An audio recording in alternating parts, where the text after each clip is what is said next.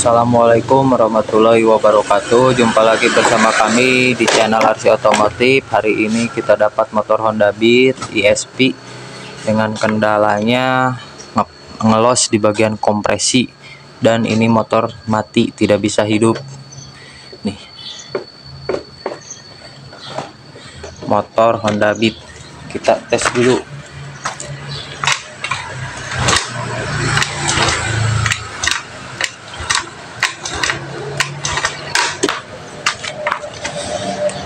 Di sela pun enteng, tidak ada kompresinya. Jadi motor ini gak bakalan bisa hidup.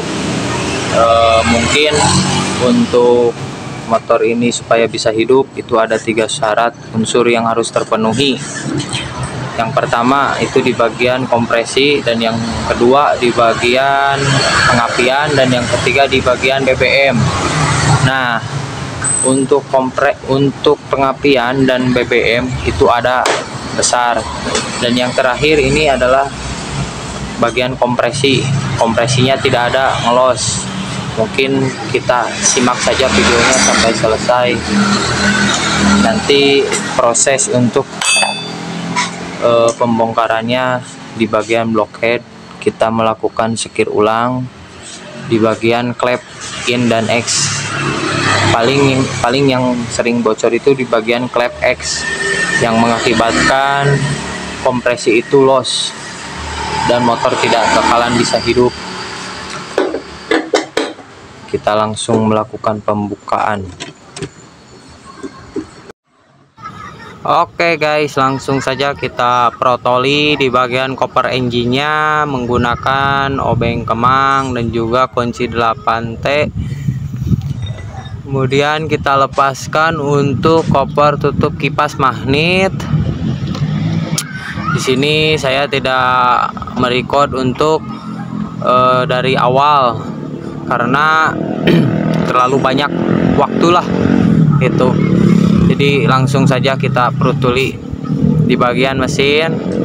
Lepas dulu untuk koper engine bagian atas menggunakan obeng kemang.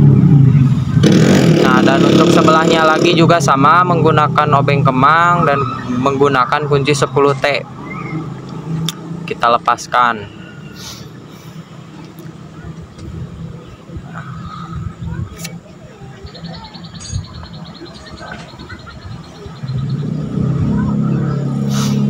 Kemudian kita lepaskan untuk baut knalpot menggunakan kunci 10T dan juga 14T.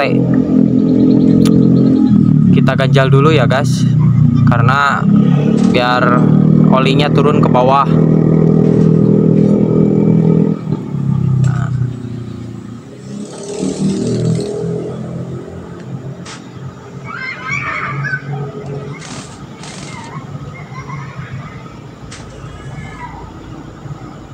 Nah, kita lepaskan untuk selang hawa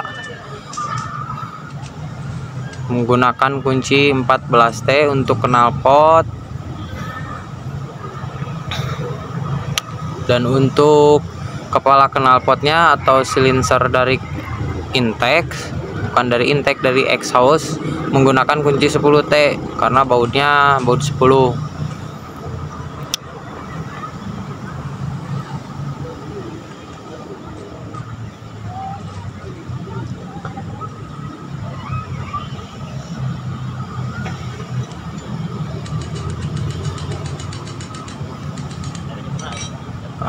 Mohon maaf ya karena tadi tidak saya record untuk melakukan penyekiran klep ataupun pengecekan karena HP-nya mati, habis baterai gitu. Jadi langsung saja kita rakit ulang, sudah disekir, sudah dibersihkan, pokoknya udah mantap.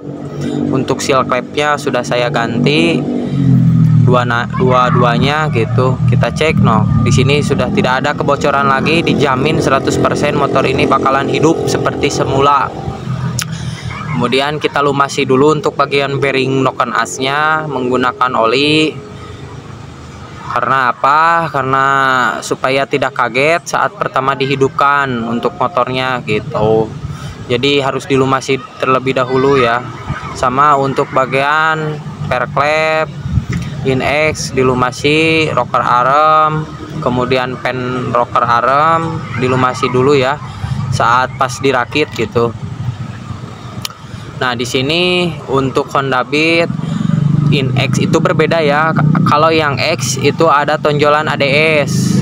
Fungsinya ADS untuk meringankan starter ataupun di engkol gitu. Jadi berasa enteng. Kalau misalkan tidak ada ADS-nya, nantinya suka berat, nggak akan kuat di starter. Di engkol pun agak harus bebergeg, pakai tenaga yang sangat edan gitu. Kayak motor, istilahnya kayak motor bor apan, padahal motor standar gitu.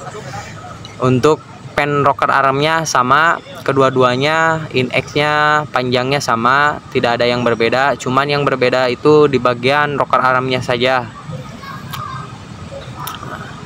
Kemudian kita pasangkan untuk penahan rocker arm yang baut 10, ada 2 buah baut in dan X, masukkan, paskan sama drat lubang di rocker arm, kencangkan secukupnya menggunakan kunci 10T. Kemudian untuk baut 10 yang ada ring lebarnya itu untuk menahan bearing noken as, jangan sampai tidak terpasang ataupun lupa terpasang. Kemudian kita rakit di bagian packing. Saya tidak melakukan pergantian untuk packing headnya karena masih bagus, belum ada cacat ataupun bengkok, masih layak pakai lah.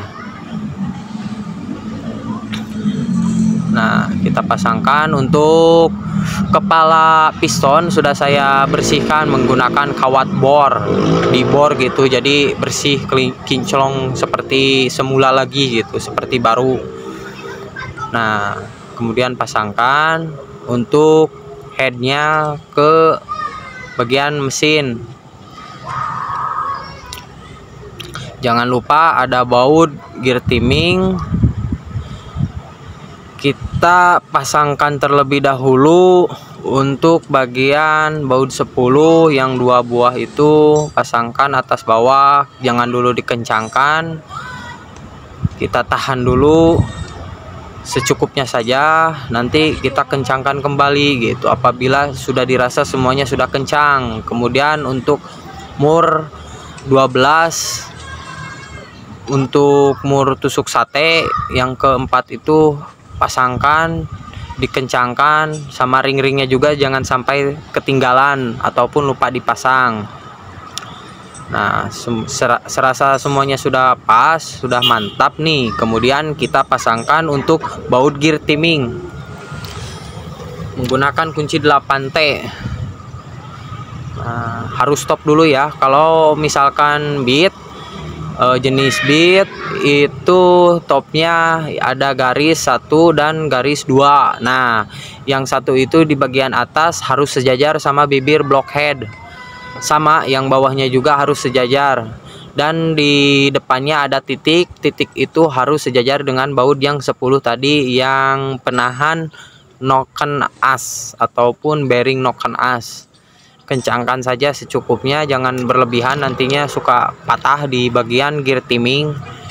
Kemudian kita setel klep. Untuk yang in saya setel di bagian 0,10 mm. Untuk yang X saya setel di bagian 0,13 mm. Mau pakai yang in pakai 10 mili, bukan 10 mili, mau pakai yang 0,10 untuk bagian X in boleh, dan untuk yang X mau dikasih 0,15 juga boleh, cuman terlalu kekendoran menurut saya gitu. Lebih baik saya melakukan setelnya di bagian 0,10 untuk in, dan untuk yang X saya setel di bagian 0,13 mm. Kalau mau pakai piling juga boleh, cuman harus akurat, jangan terlalu rapat, jangan juga terlalu kendor. Kalau misalkan terlalu rapat nantinya susah hidup ataupun susah stasioner. Untuk terlalu kendor nantinya bisa mengakibatkan bunyi kletek-kletek ataupun gemericik di bagian blockhead depan. Alangkah baiknya sesuai domisili pabrik biar mantap. Kemudian kita putar-putar 2 putaran dari titik mati atas ke titik mati bawah dan kembali lagi ke titik mati atas, harus stop. Kita cek ulang. Kemudian untuk cek jalur oli harus keluar ya dari lubang itu tuh yang atas. Nah udah mantap tuh, udah jujur ulungan lah, udah mantap pokoknya. Kalau oli sudah naik buat para mekanik itu pokoknya udah tenang hatinya gitu, nggak bakalan risih ataupun gelisah karena olinya sudah naik. Kalau misalkan olinya nggak naik berarti ada yang bermasalah di bagian oil jalur jet. Itu harus dibongkar, cuman di sini udah mantap. Kemudian untuk kopetnya nggak saya ganti, kita kasih lem tipis-tipis secukupnya saja, jangan terlalu lambere. Kemudian kita pasangkan untuk karet peredam, karet apa ya, karet peredam supaya tidak getar. Kemudian kita rakit ulang di bagian koper engine atas bawah, kita pasangkan. Jangan lupa untuk baut-bautnya jangan lupa tidak terpasang, karena kalau tidak terpasang nantinya untuk koper engine-nya saat kena tanggul itu bakal gagal laprakan. Jadi harus terpasang ya. Baut 10 bagian apa itu, kanan apa kiri ya, kanan. Dan yang sebelahnya lagi menggunakan obeng baut plus, kencangkan secukupnya saja. Nah, kemudian untuk tonjokan ketang jangan lupa tak terpasang, harus dipasangkan. Kita ketuk menggunakan obeng 2 PH, bukan 2 PH, iya 2 PH apa 3 PH ya, 3 PH kalau nggak salah itu, lupa lagi, maaf. Kencangkan sajalah secukupnya gitu. Kemudian kita untuk busi pasangkan saja.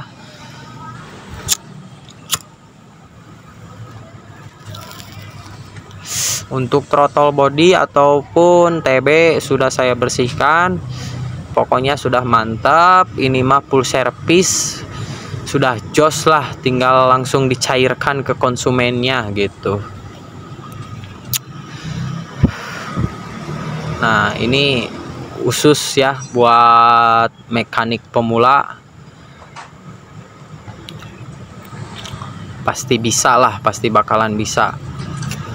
Untuk melakukan penyukuran beda-beda ya, ada yang pakai bor, ada yang pakai tangan diputar-putar gitu pakai selang, ada juga yang ditok-tok. Cuman saya ini menggunakan bor saja, cuman jangan berlebihan. Kalau nyekir pakai bor nantinya bisa habis di bagian seating clamp-nya.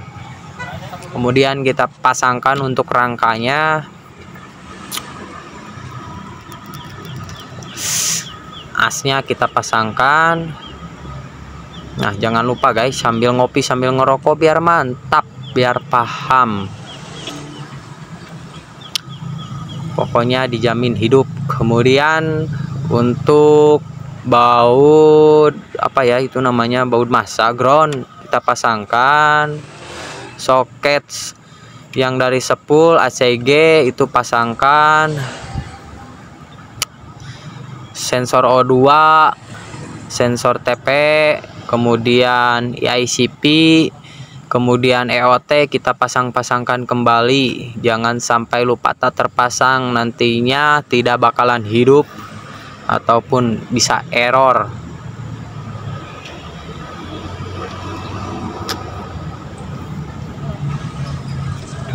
Soket EOT sudah kita pasangkan, maaf. Throttle body kita pasangkan, rakit ulang. Untuk soketnya di throttle body itu ICP sama TPS. Kemudian injektor, soket injektor kita pasangkan. Kemudian box filter pasangkan kembali.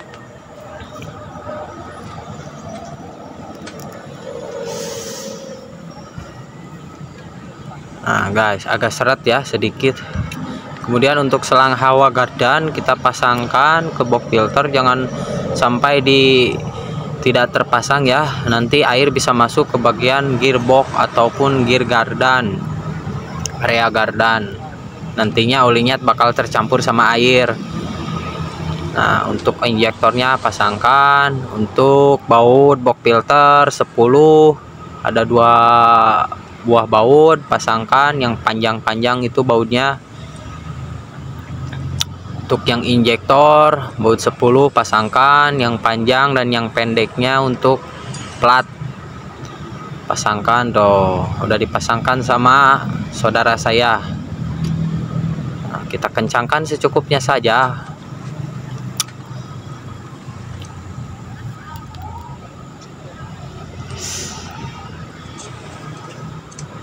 Nah ada yang panjang itu,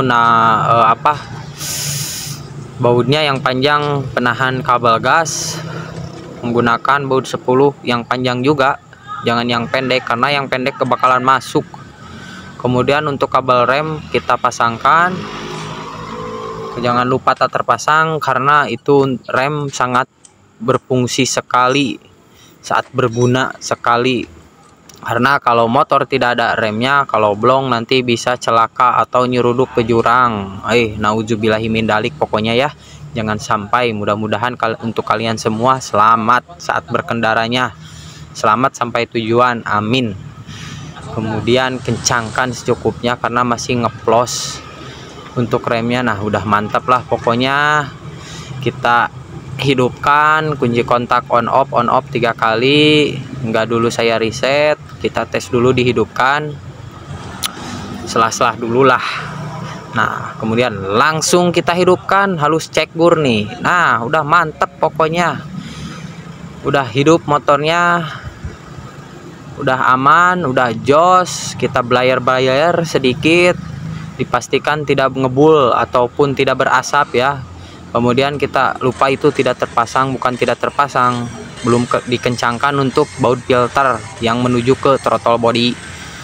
Nah udah mantap bayar. Nah mungkin segitu saja videonya, semoga bermanfaat. Sampai jumpa di video selanjutnya. Assalamualaikum warahmatullahi wabarakatuh.